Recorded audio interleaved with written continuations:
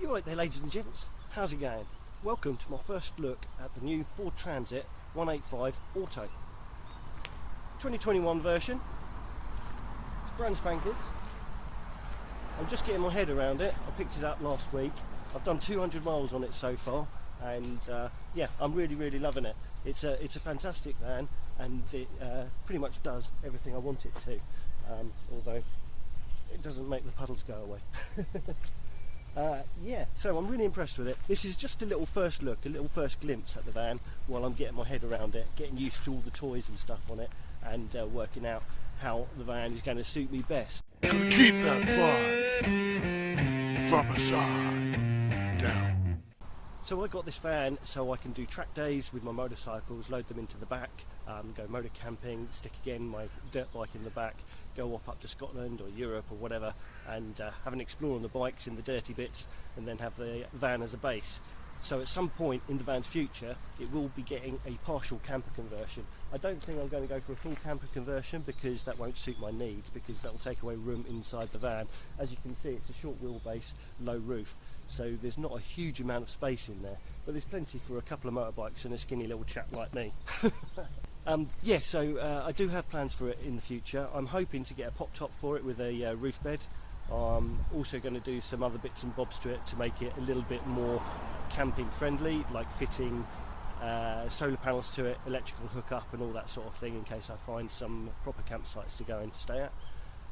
But in the meantime, it's just a van, and it does van type things, which is more than enough for me at the moment. And I'm actually going motor camping with it this weekend. I had planned on going on my adventure bike, but instead I'm going in this and taking the dirt bike with me instead. So that will be quite good fun and an interesting opportunity to see how well this will perform with me sleeping in it and having a dirty bike as well. It will probably also make me really wish that I had that pop top. So as you can see, it's very red. I like red, which is a good thing, or else it would be a bad colour. But yes, it's been well specced up. I put in lots of options. The main one being for me was getting the most powerful engine, because sticking a couple of motorcycles in the back there and also having like a pop top fitted to it will mean that it will potentially be travelling with a bit of weight in it. Maybe not as much as the van can handle, but it will just mean that going up hills and stuff like that will be a lot easier proposition for me. Now initially I spec'd up to have rear quarter windows in the door and to have a door on the other side as well, again with another window on it, and you can do that on the Ford van configurator, but it turns out they won't do that on a normal van. You can only have that if you want a DCIV, which is kind of silly because they come with it already. So I don't know why they allow that on their van builder, because that's really what I wanted. They did offer to put a window in this for me as an aftermarket option through a local person, but I just thought, well no, we'll wait until I start doing the van conversion before putting a window in the back, and that will make life a little bit more bright in the darkness of the boot of this van once I get that done. But in the meantime, it's absolutely fine, and it does keep it secure and stops prying eyes seeing what's actually in the van. Not that I keep anything in this unless I'm actually away doing something with it. Right, I'm sure most of you looking at transit videos on the internet know what the inside of a transit van looks like, but I've got other subscribers as well, and they're more into their motorbikes and their vans, so they might not really be that familiar with them. So let's take a look inside, shall we?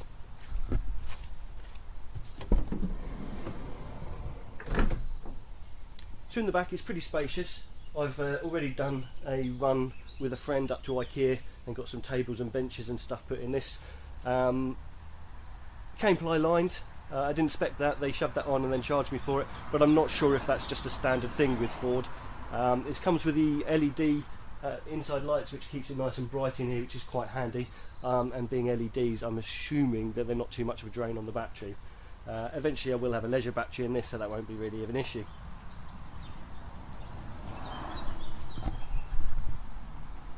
So it's all pretty spacious, as you can see, considering it is a short wheelbase low roof. Now it's also got an extended load bay in here, which allows you to put tool things on the ground, which go all the way underneath the driver's seat, which is quite handy there, and it also means I can hide my straps in there. The bulkhead hasn't got a window in it. I probably will cut a window into that and glaze it. When it goes full camper, I'll probably turn it into a half-height bulkhead, just because it will let more light in, but I'm not sure on that. I'll have to think about that. One thing I will be doing to this van ASAP, because I'm already really annoyed with myself and this shiny floor. Yeah, the shiny floor. I've been storing my Moto Guzzi V7 over at my dad's house recently while I was getting some bits and bobs done in my garden, just so that the guys doing the stuff at my house had some room to get through my garage, which was grand and I really appreciated. But anyway, I got the van, so I thought I'd pick the bike up and take it home, which is the whole point of the van. Yeah, loaded it all up, no problem at all, strapped it down on those bar strap things, but the floor's slidey and obviously I hadn't compressed the forks enough. And yeah, going over a couple of bumps, the bike bounced and slid sideways, and yeah, now my custom bike with its lovely paintwork has now got a big chip in it and a little scratch. So I'm a bit gutted about that, a bit annoyed about that, but it's life, and I should have checked it. I never said that's not going anywhere when I strapped it down, so it's my fault, and yeah, it's something I'm going to have to learn to do better. But I will be putting a rubber lining down on the floor in here just to make it more grippy, and also that will be a bit more squishy as well, so when you strap the bike down, the floor will compress a bit around the wheels, as well as the suspension forcing the tyres down into the ground too. So that will make it a little bit more secure, and I'll be a little less worried about my pride and joys getting damaged. Yeah, I've just got to work out what I'm going to do with the V7 now to fix it all up and make it look pretty again. Okay, so that's the side door. We've got rear doors as well. Excuse the mud. Okay, so you can get a tailgate, which is a lifty uppy jobby, but I didn't really want one of them, because loading a bike into the back of a van with a tailgate, although it keeps you nice and dry when you're doing it, it also means that you whack your head before you even get in the van, rather than whacking your head when you're in the van. Once I get the pop top, it will all be a lot easier, because the roof will lift up and I'll have a lot more headroom inside it for loading the van with the bikes and stuff like that. But in the meantime, I've just got to make sure that my head doesn't pop up too high and smack into the strengthening bits across the top of the van there. Yeah, this is the back of the van. Awesome.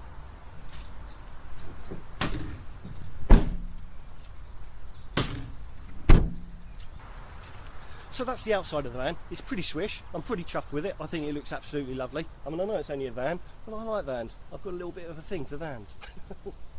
Let's have a look inside the cab. Okay, so the cab's pretty comfy. Ooh, let's get you in here. Shut out that road noise. Awesome stuff. Okay, so hopefully you can see me okay. It is quite dark in the van, even though it's got the lighter lining. The seats are dark, the dash is dark, and the floor is dark, and it's a glum day, so I hope you can see me. But yeah, inside the cab it's really nice. I like vans. The seating position is great, so you're nice and upright and comfortable, and if you've got a bad back like me, even though you haven't got side supports like you get with the Recaros in their Fiesta ST that I had previous to this, you do feel very comfortable in the van, and it's a very nice seating position, and it's a good position of the road ahead of you. You can see all the cars, and you can see over the hedges to see if there's cars coming around corners, and you can see the countryside nicer, which is great if you're doing a bit of touring and you want to go and see the world. So yeah, I like that. So what spec is this van then? It's the automatic 185 2-litre Ecoblue engine. That gives me the grunt when I need it, and it gives me a little bit of performance as well, should I need to make a motor on and get where I'm going a little bit quicker. I spec'd it up a little bit more than that though, so it's not just a standard van. It's a Ford Transit Custom Limited 185 Auto. God, that's a mouthful, isn't it? But I've also gone for some of the electrical wizardry inside it too. So I went for the Ice Pack, which gives you a better stereo, I believe, and it also allows you to have sat-nav on it direct, as opposed to running it through your phone, which you can do with the connectivity pack as well.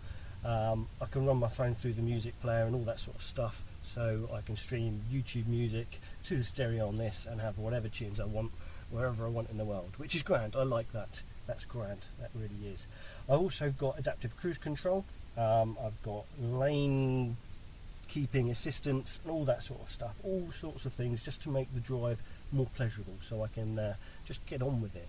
in a world full of average speed cameras, it's really nice having not just a cruise control, so you can set it to your 50 mile an hour during those roadworks areas, but having the adaptive means that the van will slow down and speed up as required to save you having to sit there riding the brakes and things like that, because at the end of the day this is a get me from A to B sort of thing, as opposed to give me pleasure while driving, although it very much does.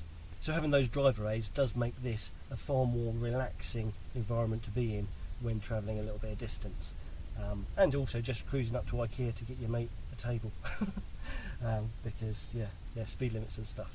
Like I said, this is just a first look at the van, not a full-on review. Once I've done more miles in it, had it a little bit longer, got more familiar with all the features and functions that are spec'd into this and that come with standard, then I will probably do a far more in-depth review rather than a half-arsed one like this. So do make sure you check back at the channel in the future, because that will happen. Currently only 200 miles on the clock, so we'll probably be closer to 1,000 before I think about doing something like that, maybe more. But there's lots of little touches on this that I really like. Up on the dash here, I've got USB and a 12 volt supply. Got a 12 volt supply there and a USB there too. Down here I've got a 230 volt inverter, so I can plug in my laptops and stuff like that should I need to. Yeah, it's just well equipped. It's got cup holders everywhere, and the stereo sounds good. Lots of storage space, cubby holder there, glasses holder up there, all that sort of thing. So it's really well spec'd, and I'm a fanboy of Transits. I've had several of them over the years. Obviously none quite as nice as this one because brand new and all that. But my last one was only 3 years old when I had that. I can't remember which mark it was, but it was cracking little van. That was a horse box conversion, medium wheelbase, medium roof, and that really did me proud for the use I needed of it. Whereas this, a bit more poke in it, so the engine's going to give me a little bit more fun, and yeah, just generally it's a all-round shinier, more pretty, nice thing to be in. I'm really impressed and I love it. Right, let's do a little bit of driving, and also I'm going to talk you through the dash. Well, not talk you through it, but just show you some of the things on the dash. I actually had an Instagram message from a chap, Alex, this morning, asking me about mile per gallon of this, and at the time I was half asleep. It was 8:30 in the morning I think when he sent that message, so I didn't really have my brain on. So let's have a look at see what mile per gallon we've got on this as an average for 200 miles. Okay, so you can see from the dash there, you've got your rev counter on the left, and down the bottom you've got your temperature, fuel capacity, and what gear you're in. On the right hand side you've got your speedometer with a handbrake warning light, and at the top middle you've got your information there. So you've got 31.1 mile per gallon. That's the average I've been doing so far. I've driven 64.2 miles on this trip, and I've got 410 miles left on the range. Now I'm not sure exactly how big the tank is, but I think it's a 70 litre. I am not 100% sure on that, but yeah, so 31 mile per gallon. I've done a little bit of dual carriageway at the speed limit. I've done a little bit of country roads, and I've done some sort of A roads and stuff like that too. So it's had a nice variety of traffic. Oh, and some stop-start in Croydon, which was horrific. So it's had all sorts of driving there. So that is probably a good average for what it will be. And I'm fine with 30 mile per gallon average. That's what my Fiesta was giving me. And that was a sporty little number. So with this being a big old chunky van with a lot of weight to it, yeah, that's cool. So 185 horsepower makes this thing quite nippy, and it certainly gets up to 60 mile an hour quite quickly. I hope you can hear me on the audio. I haven't got a microphone. I'm an idiot and didn't bring my GoPro battery with me. So yeah, we're all recording on the Insta360-1X2, which is a great camera, but the audio on it isn't its speciality. Now, although I've had quite a few transit vans in the past, I've had a car for quite a long time now, so I am still getting my head around how big and chunky this thing is. So I'm not throwing this around quite white van man status yet. Now, although everyone talks about these things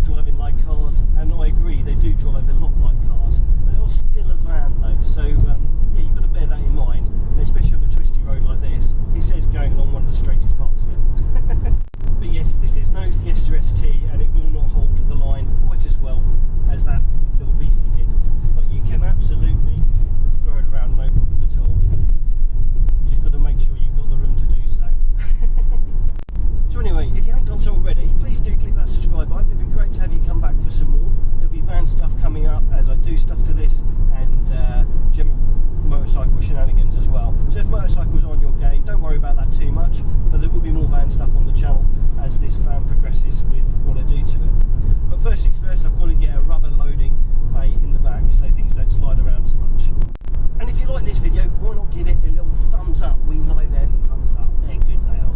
And if you didn't, you can always give it a little thumbs down. I don't mind at all. But please, whatever you do, drop in a comment. I would love to hear from you. Love to hear your thoughts on the Transit, whether you think I've made a good choice or a bad choice. And yeah. Anyways, right, rubbish part of the world time. So yeah, you ride safe, take care, and I shall catch you all in the next one. Bye for now. Gonna keep that bar. Rubber side down. You know, you gotta keep that bar. Rubber side down.